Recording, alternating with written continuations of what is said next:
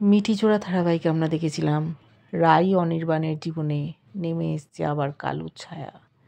কিছুতেই ওরা সুখে শান্তিতে ঘরকন্যা করতে পারে না, একটার পর একটা বিপদ তাড়া করে ফেরে।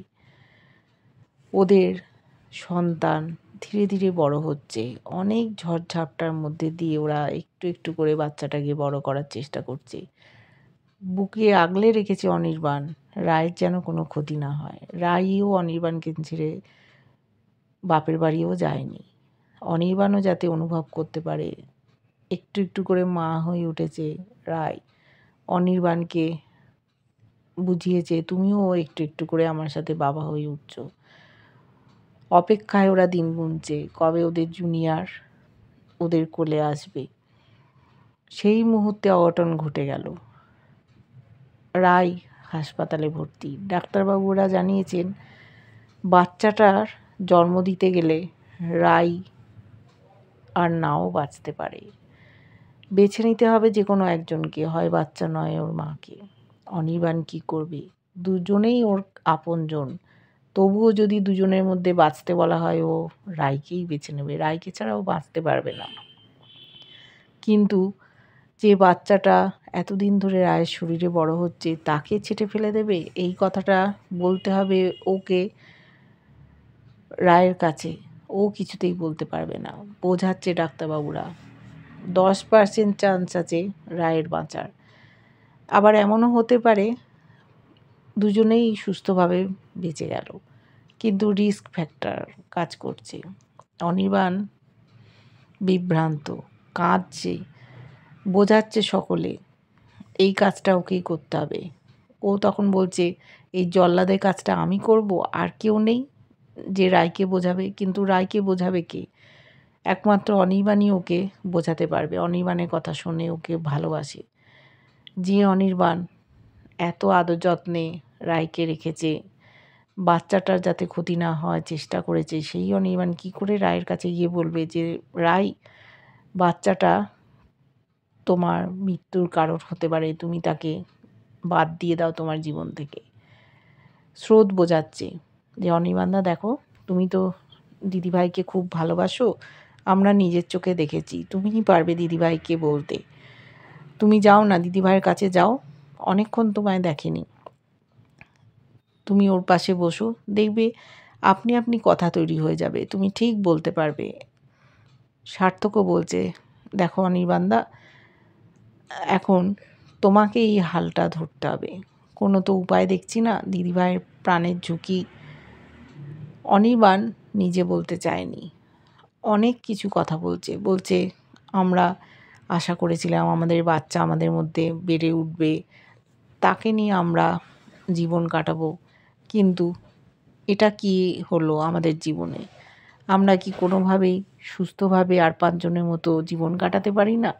আমাদের জীবনে এত অঘটন ঘটে যায়, কেন এরকম হয়? কি অন্যায় করেছি আমরা? রাই বা কী করেছে? আমরা সুস্থ জীবনযাপন কোনোদিন করতে পারবো না? ওদিকে রাই অস্থির হয়ে গেছে, ডাক্তারবাবু চেক আপ করতে গেছেন, নার্স আছে, ও একটাই প্রশ্ন করছে ডাক্তারবাবু আমার পেটে বাচ্চাটা কেন নড়াচড়া করছে না? কাল রাত থেকে দেখছি কোনো সাড়া শব্দ পাচ্ছি না। সবসময় ও আমাকে জাগিয়ে দেয়, নড়াচড়া করে পেটের মধ্যে, বুঝতে পারি, কিন্তু কেন নড়ছে না? ডাক্তারবাবু ওর কথার কোনো গুরুত্ব দিচ্ছে না, নার্সের সাথে কথা বলছে। ও বুঝতে পারছে না কেন ওকে ইগনোর করছে। বলছে অনির্বাণ কোথায়? কেন আপনারা এই সামান্য কথার উত্তর দিচ্ছেন না? বাচ্চাটা কি বেঁচে আছে নাকি ও চলে গেছে? এইটুকু বলতে পারছেন না? অস্থির হয়ে যাচ্ছে ডাক্তারবাবু, কোনো উত্তর দিচ্ছেন না।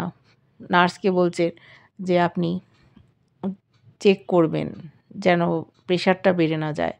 রাই বলল আমার কি শরীর ভালো নেই? আপনারা কিছু তো একটা বলুন। অনির্বাণ বাইরে থেকে সব শুনছিল, কিছু বলতে পারছে না, চোখে জল। কী করে ও সামনে দাঁড়াবে রায়ের? শেষ পর্যন্ত ডাক্তারবাবু বলেছেন দেখুন আপনার বাচ্চা বেঁচে আছে, ওর কিছু হয়নি, কিন্তু ও বেঁচে থাকলে আপনি বেঁচে থাকতে পারবেন না। বলছে তার মানে? ওকে বুঝিয়ে বলার দায়িত্ব অনির্বাণের উপর দিয়েছেন ডাক্তারবাবুরা। রাই বুঝতে পারছে না, পরিষ্কার করে শুনতে চায় কি বলতে চাইছেন উনি। অনির্বাণ বসেছে ওর পাশে, বোঝানোর চেষ্টা করছে দেখো রাই, তোমার সাথে আমার কিছু কথা আছে। ও তখন কথা বলতেই দিচ্ছে না, বলছে বাচ্চাটা তো ভালো আছে। আমি এটা শুনেই খুশি হয়েছি। ওরা যতই ফিটার্স বলুক, ও তো আমার বাচ্চা, একটু একটু করে বড় হয়ে উঠেছে। ও চিৎকার করছিল, যদি আমার মধ্যে কোনো প্রবলেম হয়, 7 মাস তো হয়ে গেছে, কেন আপনারা অপারেশন করে বার করছেন না? তখন ওনারা বলছেন, না এখন বার করা যাবে না, ও যদি বেঁচে থাকে তাহলে আপনার ক্ষতি হবে। ও এটাই বুঝতে পারছে না, 7 মাসেও তো অনেক বাচ্চা হয়। অনির্বাণকে বলছে যে, কী হয়েছে তুমি পরিষ্কার করে বলো। আমি তো কিছু বুঝতে পারছি না। অনির্বাণ বলছে, তুমি শান্ত হও, কিচ্ছু হয়নি।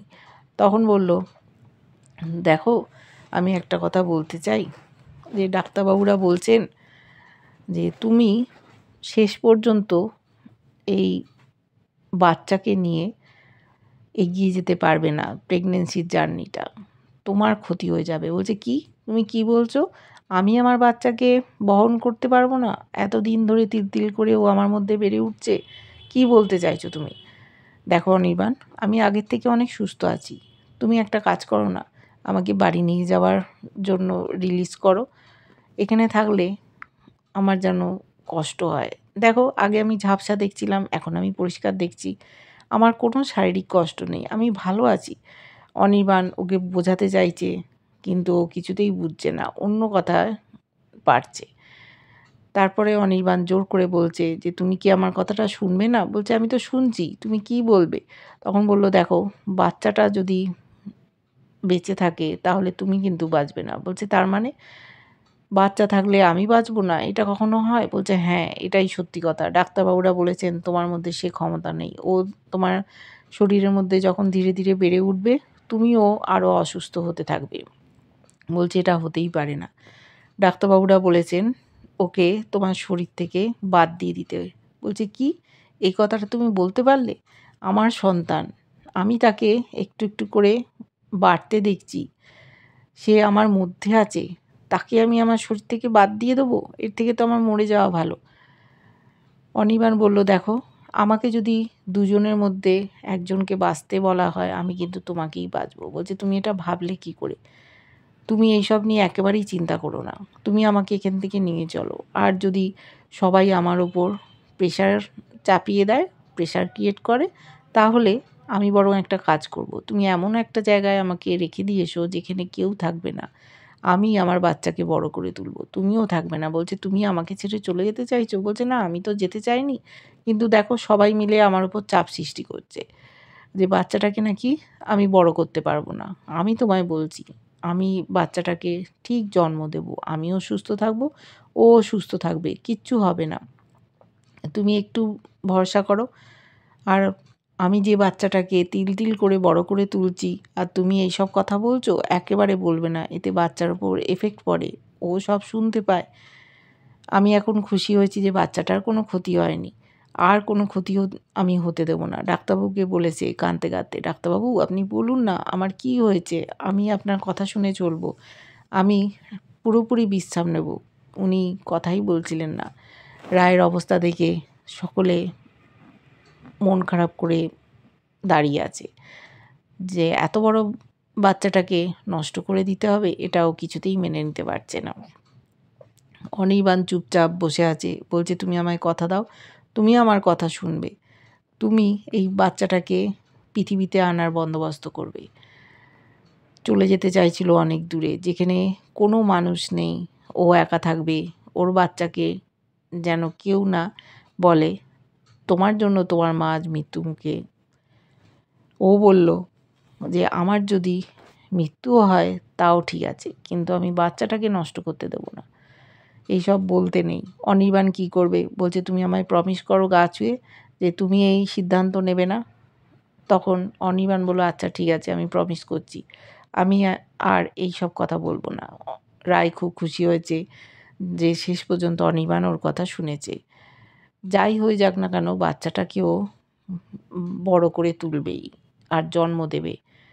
ওরা তিনজন একসাথে বাঁচবে, এই পৃথিবীটাকে দেখবে ওর বাচ্চা, আলো দেখাবে।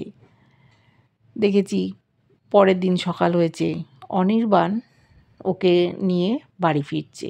রায়কে আগের মতো আর অসুস্থ মনে হচ্ছে না, খুব খুশি হয়েছে ও।